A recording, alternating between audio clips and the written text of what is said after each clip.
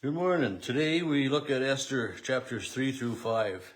And um, it's just, I really enjoy this story. As chapter 3 begins, the king promotes Haman, son of Hamadatha, whatever, to an advanced seat above all the other officials. So the king makes this man Haman, whichever you want to say, kind of the overseer over everything. Kind of like, David, or Joseph rather, became, way back in the land of Egypt, all those years ago.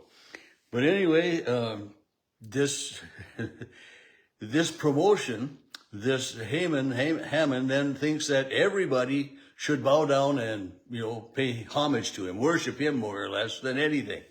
And many people do. I mean, it's almost like when the king comes, you pay attention, you bow your head, whatever. Well, Mordecai didn't do that, wouldn't do that. Because Mordecai, a Jew, said, the only one that I bow down and worship is God. And of course, then this kind of, not just kind of, really gets under Haman's, just gets into his skin. It just, it's one of those irritations that just won't go away. And, the king's servants would ask Mordecai, why do you disobey the king's command? When they spoke to him day after day and he wouldn't listen. And they told Haman that Mordecai, just wouldn't worship him, wouldn't, and so Haman just, it says he was infuriated, but he thought of a way to get at Mordecai. He thought of a way to,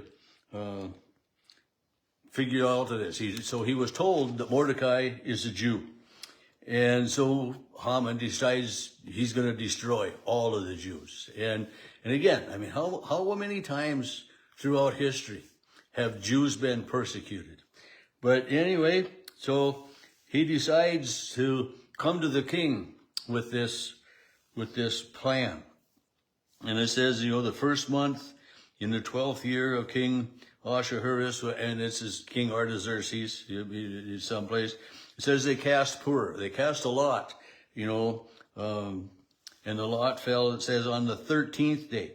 So this is the first month that falls on the 13th day of the 12th month. So there's time to plan and time to get all of this in place. Mordecai's plan that way. And he talks to the king and he says, there is this people, this group, this nationality that, they're scattered, they're separated, their laws are different, we got to really watch out for them. They're bad people.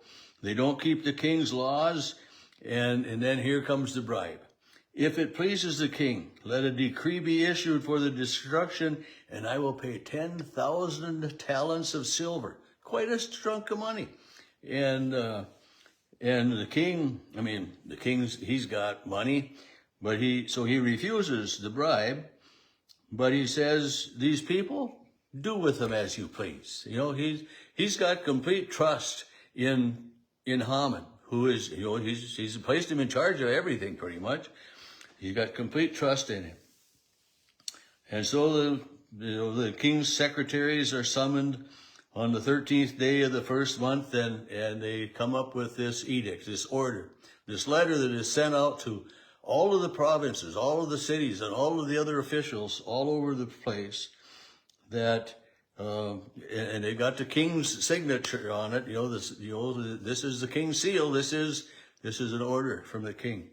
And it says to annihilate all Jews, young and old, women and children, on one day, the 13th day of the 12th month. And so this edict went out on the 13th day of the first month. So again, you've got 11 months of planning, of getting the names, getting everything set in place to destroy these people. And a copy of the document was issued all over every province. And it says, the king and Haman sat down to drink, but the city of Susa was thrown into confusion. And Susa is one of the, that's the capital city. And so the Jews, there were a lot of Jews there, and it was thrown into turmoil because of that, into confusion. And this edict, this letter, this order comes to the attention of Mordecai. And of course, he really doesn't know what to do to start with, but he comes with a plan because he knows about Queen Esther. He knows that Queen Esther is a Jew, and that when this order of the king is fulfilled, that the queen will be one of those who is going to be killed. And it says that, I guess before that it says, there was fasting and weeping and lamenting among the whole area with sackcloth and ashes. The Jews were coming to God with prayers, with showing of repentance, showing their dependence upon God. And when Queen Esther's maids came and told her, it says she was deeply distressed because she had heard that Mordecai was dressed in sackcloth and ashes, this mourning, and we can't have that. So, send him some good clothes. Well, he refuses to wear them because of this order, because he knows of this, this is going to go out. And so the queen calls for one of the king's eunuchs, it said, who had supported her, and goes to find out from Mordecai what's going on. So Mordecai then tells the queen, through this messenger of the king's order, to annihilate all of the Jews. And, in verse 11, all the king's servants and the people of the king's province know that if any man or woman goes to the king, because Mordecai had asked her to go to the king, and if somebody just walked into the king's chambers unannounced, uninvited, they would very likely be put to death. So Esther says, if I go to the king, I'm putting my life in my hands. And then, Mordecai comes back with this message. And it says, well, do not think that in the king's palace you will escape any more than any other Jews. For if you keep silent at this time, relief and deliverance will rise for the Jews from another quarter. So Mordecai has faith that even if the queen doesn't do anything, that God will act. I mean, this is, it will come from another quarter. This is, but then just listen to, the end of verse 14. Who knows? Perhaps you have come to a royal dignity for such a time as this. And it's just, maybe this is your time. And it's, when I read that again, it reminded me of, Jesus, my time is not yet, and my time is not yet when he talked to his mother. And then, my time has come. It's time to go to Jerusalem. But, maybe Queen Esther, you have come to this position, at such a time as prepared by God, that God's hand has been at work.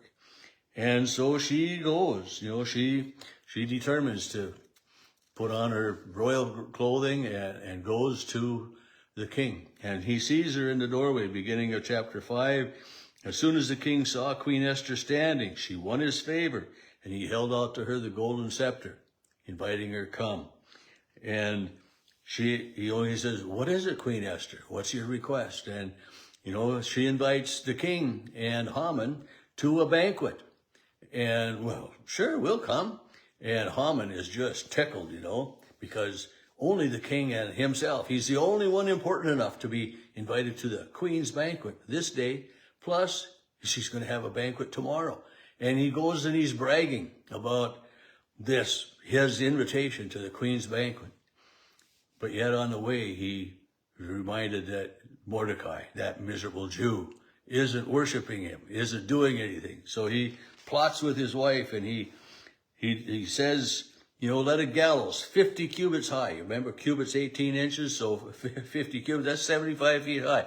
Let a gallows, and tomorrow we're going to hang Mordecai. We're going to fix him for not being and not respecting me. We're going to make a spectacle, an example out of Mordecai, so that these Jews will know what's going on. And so we have intrigue going on. We've got, Queen Esther knowing of the king's order that all Jews would be killed, knowing that she would be one of them also that would be put to death by this.